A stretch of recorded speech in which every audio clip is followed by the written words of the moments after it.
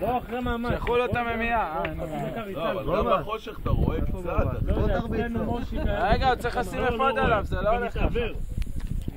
מה עם האפוד? שוב, לא מבטיח כלום, זה לא בטוח. כי עיניים עצמות זה אולי החוץ שלו. לא, יש לו ברית שמי, אני יכול... אתה לא דיברת איתי על עיניים עצמות. איפה גובה? דיברתי כבר 4 פעמים ברגיל. 4 הכנסת? כן. אתה יודע איך קוראים לו מצ'לסי את החמישי? רגע, תתרחקו כי הולך לעוף פה מלא דם. וזה דם כחול. למה, אני מתחיל פומפן מעכשיו, תשמע, אני לא חובש עיוור, חושך. אני אוביל לך את כל מה הוא פצוע? טובה, אתה שובר לי את הכתף. שעושה, ואני מוריש לך את הדיס. איזה מנטו? אני הייתי שם 2 כפות על כל יד. מה לפומפן? אני חסר לב. תשאר יפה. מה? טוב. אבל למה אתה עושה לו את זה על האוזן? למה הפסקת? איך הברית? הרגשת את הברית.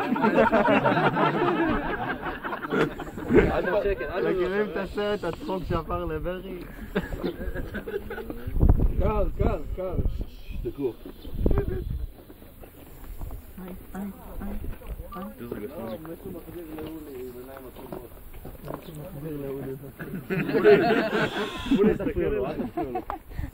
יאללה, זה לא מפריע לו. אתה יכול להרביץ לו, הוא לא מפריע לו. אני אשלח את זה לפני שבוע. אתה לא מרגיש את הזין. אני מרגיש! גם אחרי המוות יש נקמה, הולך לא? להיות לי שם הסימן. כמו במצח הוא לי. פה כפיים ל... אלוף, אחי. אחי, אתה עושה גם הרפאיה?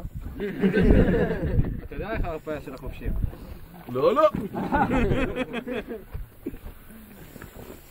איפה על הקופלט? מישל. מישל פה יש מורפן? האמת זה כאב קצת. נראה לי עכשיו מה לעשות, זה עיניים עצומות אחי. בסדר, הקרבת את זה. יש 2 מטפלים בזה. יש פשוט.